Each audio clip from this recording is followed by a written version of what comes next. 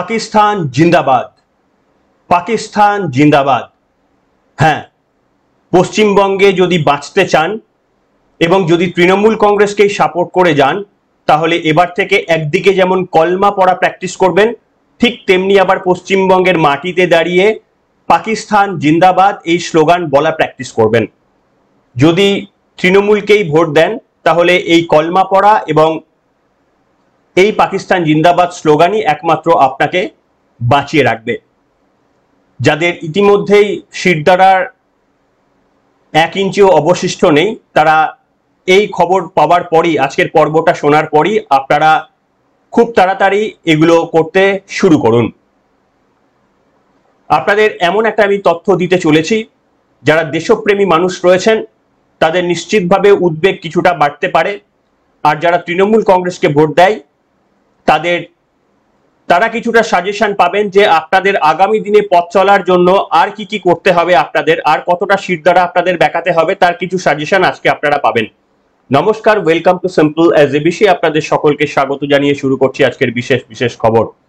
দেখুন, আমরা পশ্চিমবঙ্গের বিভিন্ন জায়গায় দেখেছি, বিশেষ করে কিছু কিছু পার্টিকুলার জায়গায় যেখানে ভারতের পতাকাকে বিভিন্নভাবে ছুঁড়ে ফেলা হয়, পতাকাকে নিয়ে ঝালমুড়ি খাওয়া হয়, এই ধরনের বিভিন্ন ভিডিও সোশ্যাল মিডিয়ায় আমরা দেখেছি। কিন্তু সে নিয়ে কোথাও আপনি রাজ্য প্রশাসনের কোথাও আপনি আপত্তি পাবেন না, পুলিশ প্রশাসনের কোথাও আপত্তি পাবেন না। এই যেমন আসানসোলে গত দিনে 2 দিন আগে পাকিস্তান জিন্দাবাদ স্লোগান বলা হলো, সেখানে কিন্তু কোথাও পুলিশ প্রশাসনের কেউ কোনো তাতে বিরক্ত প্রকাশ করেননি, রাজ্যের মাননীয় মুখ্যমন্ত্রী তো করেনইনি। কিন্তু আপনারা দেখুন যে কিছু জায়গায় পাকিস্তানের পতাকা পোড়ানো হয়েছিল পশ্চিমবঙ্গে।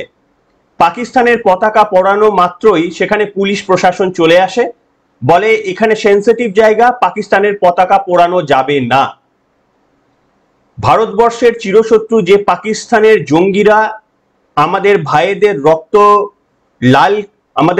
রক্তে লাল করে দিল কাশ্মীরের সবুজ জমি, তাদের বিরুদ্ধে প্রতিবাদ জানাতে গিয়ে আমরা কাশ্মীরের পতাকা পোড়াতে পারবো না। আমাদের পুলিশ তাদের তরফ থেকে বলা হচ্ছে, এবং এটা সেনসিটিভ জায়গা বলে উল্লেখ করা হচ্ছে। আপনারা একবার ভিডিওটা দেখে নিন, তারপরে বাকি ব্যাখ্যায় আসবো। আগে রক্ত গরম করা সেই ভিডিওটা একবার নিজের চোখেই দেখে নিন।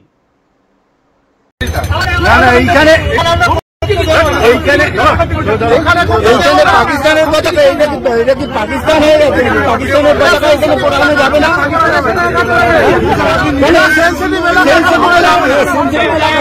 পাকিস্তান হয়ে গেছে, সেনসিটিভ এলাকা। তো এটা কি পাকিস্তান হয়ে গেছে? সেনসিটিভ এলাকার ব্যাপার নেই, এখানে পাকিস্তান হয়ে গেছে। সব জায়গায় সেনসিটিভ হয়ে যাবে, তাহলে তো স্যার এখানে সব জায়গায় সেনসিটিভ হয়ে যাবে।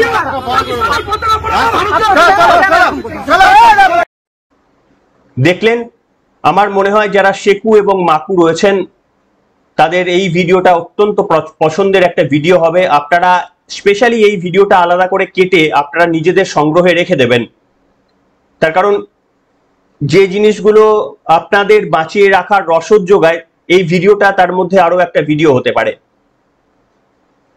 আপনারা একটা জিনিস বুঝতে পারলেন যে রাজ্যের প্রশাসন স্বীকার করে নিল যে পশ্চিমবঙ্গে 356 ধারা জারি করার মতো পরিস্থিতি একেবারেই বলবৎ হয়ে গিয়েছে।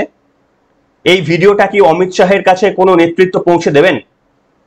আমার স্বনির্বন্ধ অনুরোধ, যদি আমার এই পর্বটি কেউ দেখেন বা আপনাদের শেয়ারের মাধ্যমে যদি এমন কোনো নেতৃত্বের কাছে পৌঁছায়, তারা কি আমার এই খবরটি, আমার এই বক্তব্যটি পৌঁছে দেবেন কেন্দ্রীয় সরকারের কাছে, যে পশ্চিমবঙ্গে বা রাষ্ট্রপতির কাছে, যে পশ্চিমবঙ্গে 356 ধারা জারি করার আইডিয়াল পরিস্থিতি তৈরি হয়ে গিয়েছে, পশ্চিমবঙ্গের পুলিশ সেটা স্বীকার করছে।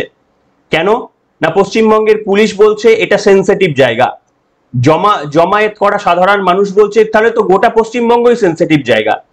কোনটা সেনসিটিভ জায়গা নয়? অর্থাৎ পুলিশ প্রশাসন যখন স্বীকার করে নিচ্ছে পশ্চিমবঙ্গ সেনসিটিভ জায়গা, এখানে আমাদের শত্রু দেশের বিরুদ্ধে বিক্ষোভ দেখানো যাবে না, তখন নিশ্চিতভাবে 356 ধারা জারি করার আইডিয়াল পজিশন তৈরি হয়ে গিয়েছে। এতদিন বিরোধী দলগুলো বলছিল, সাধারণ মানুষ বলছিল, এবার আমাদের পুলিশ প্রশাসন স্বীকার করে নিয়েছে। কেউ রাজ্যের মাননীয় মুখ্যমন্ত্রী মমতা বন্দ্যোপাধ্যায় তথা পুলিশ মন্ত্রীর কাছে এই ভিডিওটা পাঠিয়ে দেবেন। পাঠিয়ে দিয়ে তাকে স্বনির্বন্ধ অনুরোধ করবেন যে আইদার আপনাদের পুলিশ প্রশাসনকে সংযতভাবে কথা বলতে বলুন, আর না হলে যদি সত্যি আপনারও একই মত থাকে, এই পুলিশ কনস্টেবলগুলোর মতো বা অফিসারদের মতো আপনারও যদি একই মত থাকে, তাহলে আপনারা স্বরাষ্ট্রমন্ত্রীর কাছে অনুরোধ করুন যে পশ্চিমবঙ্গে 356 ধারা জারি করা হোক। আমি আপনাদের দেখাবো বিরোধী দলনেতা শুভেন্দু অধিকারী গত দুদিন আগে 26 জনের মৃত্যুর বদলা নিতে, অ্যাকচুয়ালি 28, তখন হয়তো নাম্বারটা 26 ছিল, তো শুভেন্দু অধিকারী এবং বিজেপি বিধায়করা তারা 26টা গুনে গুনে পাকিস্তানের পতাকা জড়ো করে তারা পুড়িয়ে দিয়েছিলেন। সেই ভিডিওটা আপনাদের সামনে এই মুহূর্তে আমি একবার রাখার চেষ্টা করব। শুধু আগুন ধরানোটা দেখাবো না, তার কারণ ইউটিউবের গাইডলাইনের জন্য। দেখে নিন। 12, 13, 14, 15,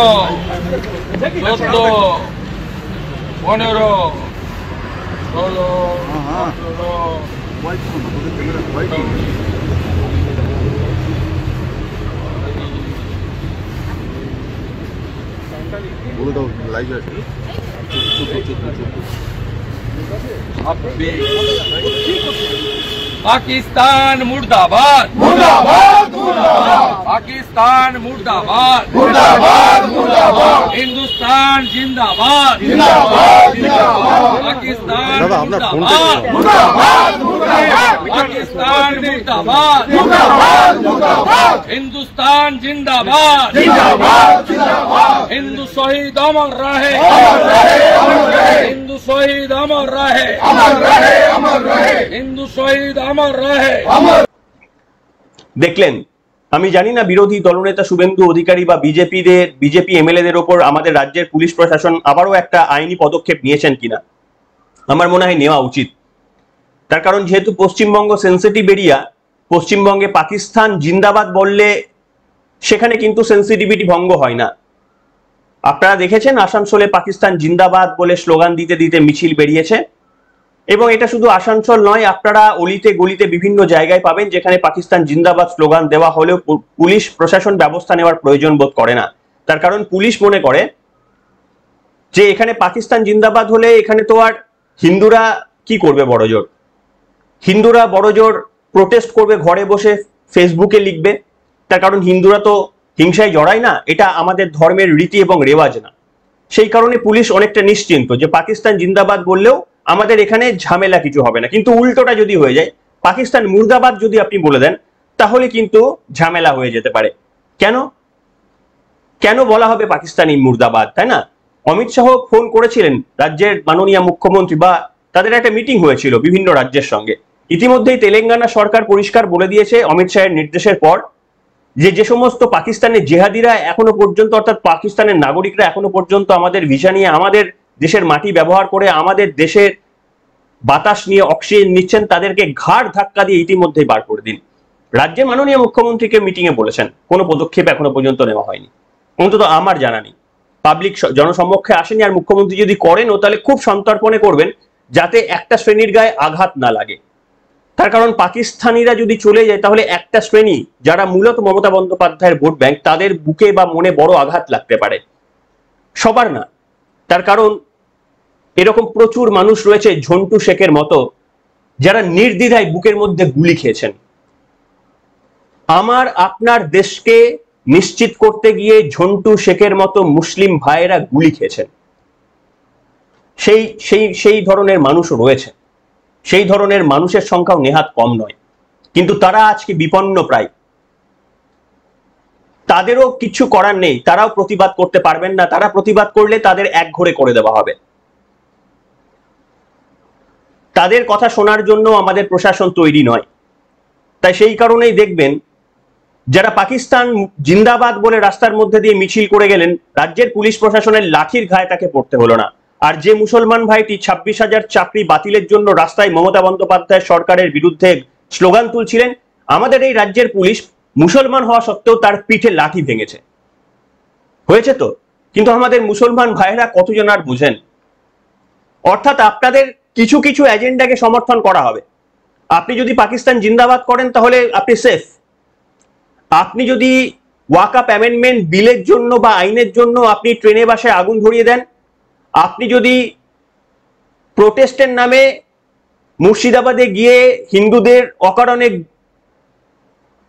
বিপর্যস্ত করে তুলে তাদের সম্পত্তি লুট করেন, you are completely safe under our Mamata's government, Mamata Banerjee's government, আমাদের মাননীয় মুখ্যমন্ত্রীর গভর্নমেন্টে আপনারা সকলে সেফ। কিন্তু যদি আপনারা মুখ্যমন্ত্রীর কাছে গিয়ে প্রশ্ন করেন, এই মুসলমান ভাইদের মধ্যে প্রতারিত ভাইয়েরা যদি গিয়ে প্রশ্ন করেন, দিদি আমার চাকরিটার কি হলো, এই পুলিশ আপনি মুসলমান হওয়া সত্ত্বেও আপনার পিঠে লাঠি ভাঙবে, আর সেটা ঘটেছেও, আপনারা দেখেছেন। আপনি যদি জিজ্ঞাসা করেন, দিদি আমার প্রাপ্যের টাকা কেন পাচ্ছি না, 100 দিনের কাজের টাকা কেন তৃণমূল কংগ্রেসের স্থানীয় নেতৃত্বরা চুরি করলো, কেন আমার টাকা পাচ্ছি না, আপনার পিঠে লাঠি ভাঙবে, সে আপনি হিন্দু হন আর মুসলমান হন। যতদিন না এটা বুঝতে পারবেন ততদিন কিন্তু রেহাই নেই। আমি আপনাদের সামনে আরো একটা বক্তব্য দেখাবো। দেখুন, গুজরাটে 1000 রোহিঙ্গা ইতিমধ্যেই কিন্তু গুজরাট পুলিশ সক্রিয় ভূমিকা পালন করতে শুরু করে দিয়েছে। বেছে বেছে মুসলিম এবং রোহিঙ্গাদের শনাক্ত করে 1000 জনকে ডিটেন করেছে। এই ভিডিওটা একবার দেখে নিন।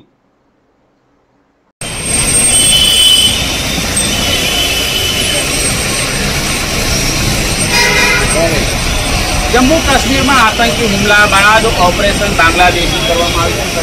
તમે જોઈ શકો છો સુરત શહેરમાંથી 132 જેટલા બાંગ્લાદેશીની અત્યારે ધરપકડ કરવામાં આવી છે, જેમાં 44 જેટલી મહિલાઓ છે અને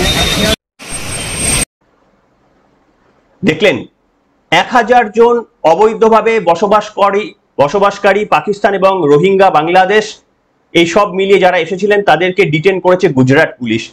তারা ভারতের অগ্রগতিতে কন্ট্রিবিউট করছে, আসাম কন্ট্রিবিউট করছে, উত্তরপ্রদেশ কন্ট্রিবিউট করছে, পিছিয়ে রয়েছে রাজস্থান, পিছিয়ে রয়েছে মমতা বন্দ্যোপাধ্যায়ের পশ্চিমবঙ্গ, পিছিয়ে রয়েছে কেরালা।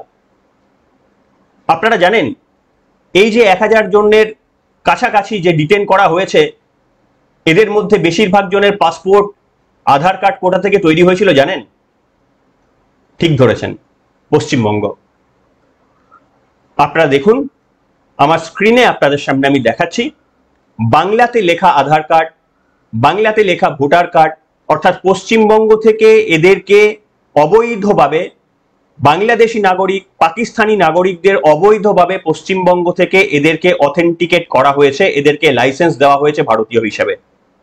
এরপরেও আপনারা মমতা বন্দ্যোপাধ্যায়ের একটা ছোট থেকে ছোট কোনো জায়গায় জয় পেলে জয় বাংলা বলে সবুজ আবির খেলেন। আপনাদের সন্তানদের বলে যাবেন যে বাবা আমার ভুলের দায়ে যদি তোমার কোনো ক্ষতি হয় তাহলে আমাকে মাফ করো।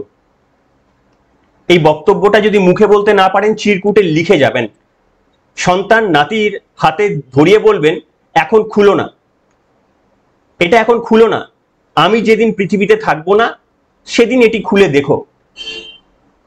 অন্তত আপনার সত্যিটা আপনার পৃথিবীর সময় শেষ হলে তাহলে আপনাদের বংশধরদের জানিয়ে যাবেন যে আপনাদের নীতি এবং নৈতিকতার জন্য ওই বংশধররা যখন কার্যত পশ্চিমবঙ্গ থেকে পালানোর পথ পাবে না, তখন তারা যেন আপনার কৃতকর্মটা তারা জানতে পারে, আর আপনিও সেদিন প্রায়শ্চিত্ত করতে পারবেন, সে আপনি যে লোকেই থাকুন না কেন। এই সুযোগটা আপনি দেবেন এবং তাদেরকেও বলে যাবেন যে ভাই, যে বাবা আমার তো শিরদাঁড়াটা সোজা করতে পারিনি, যে কোনো কারণেই, টাকার লোভের কারণেই বলুন কিংবা কাটমানির কারণেই আমি করতে পারিনি, কিন্তু তোমরা এই একই ভুল করো না, এটা বলে যাবেন।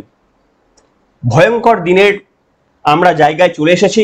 আমার মনে হয় কেন্দ্রীয় স্বরাষ্ট্রমন্ত্রী এরপরেও যদি পশ্চিমবঙ্গ সম্পর্কে নির্লিপ্ত থাকেন তাহলে এটা আমাদের বুঝতেই হবে যে দেখুন, যে কোনো মুহূর্তে পেহেলগামের ঘটনা আমাদের এই রাজ্যে হবে, বিশেষ করে তখনই হবে যখন মমতা বন্দ্যোপাধ্যায়ের গভর্নমেন্ট আনস্টেবল হবে। যতদিন মমতা বন্দ্যোপাধ্যায়ের গভর্নমেন্ট আনস্টেবল ততদিন পাকিস্তানপন্থী, বাংলাদেশপন্থী এরা কিচ্ছু বলবে না, তার কারণ এত ভালো জামাই আদর এরা কোনো প্রশাসনের সময় পাবে না, সেই কারণে এরা কখনোই কোনো বিরূপ মন্তব্য বলবে না। কিন্তু যদি কখনো মমতা বন্দ্যোপাধ্যায়ের প্রশাসন টলমল অবস্থায় যায়, অর্থাৎ মমতা বন্দ্যোপাধ্যায়ের প্রশাসন টলমল অবস্থায় যাওয়া মানে এই যারা অবৈধ বাংলাদেশি কিংবা পাকিস্তানিরা তারা বুঝতে পারবেন তাদেরও সময় হয়ে এসেছে। আর যেদিন তারা বুঝতে পারবেন সেদিন পশ্চিমবঙ্গেও কটা যে পেহেলগামের মতো ঘটনা ঘটবে সেটা হয়তো কল্পনাও আমি আপনি এই মুহূর্তে করতে পারছি না। পেহেলগামে হয়তো আপনার কেউ মারা যায়নি, খুব ভাগ্যক্রমে, সৌভাগ্যক্রমে আমারও কেউ মারা যায়নি। তাই কোন এক ভারতীয় রক্তে রাঙা হয়েছে পেহেলগামের সবুজ গালিচা বলে আপনি সেই যন্ত্রণা নেবেন না। সেই সুযোগ আপনি নিতে পারেন কিছু দিনের জন্য, কয়েক বছরের জন্য, বেশি দিনের জন্য নয়।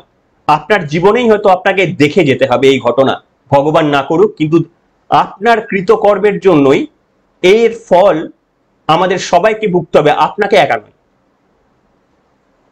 আপনাকে একা ভুগতে হবে না, আপনাদের এই শেকুমাকুদের কৃতকর্মের ফল গোটা পশ্চিমবঙ্গের প্রত্যেকটি মানুষকে ভুগতে হবে। তাই আমি বলি, জানি আমার বক্তব্য যারা পছন্দ করেন তারা তো করেনি, আর যারা পছন্দ শেকুমাকু করেন না তারা আমার এই বক্তব্যে কেন গুরুত্ব দেবেন? আপনারা তখনই গুরুত্ব দেবেন যখন ওই পেহেলগামের মতো কোনো ঘটনা, ভগবান না করুক, আপনার পরিবারের কারোর সঙ্গে যদি ঘটে, সেদিন আপনারা ওই শেকু এবং মাকুর মুখোশ থেকে বেরিয়ে আসবেন। কিন্তু কেন অপেক্ষা করছেন অতদিনের জন্য? কেন সেই দুর্দিনের জন্য অপেক্ষা করবেন? আগুনে হাত দিলেই কি আগুন গরম এটা অনুভব করতে কি সবসময় আগুনেই হাত দিতে হয়? আমি দেখছি যে রাম, শ্যাম, রহিম সকলেই আগুনে হাত দিচ্ছে আর আগুনে হাত দিয়ে ছ্যাঁকা খাচ্ছে, তারপরেও আমি কি সতর্ক হতে পারি না?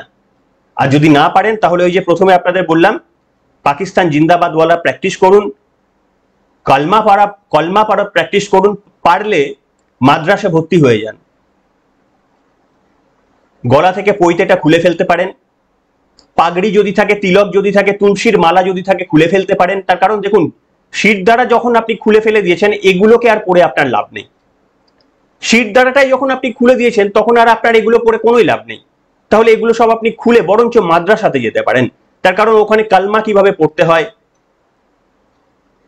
কিংবা আজান কিভাবে দিতে হয়, এই ধরনের বক্তব্য যদি আপনারা শিখে যান, অন্তত শিরদাঁড়া না থাকুক, প্রাণটা তো বাঁচবে।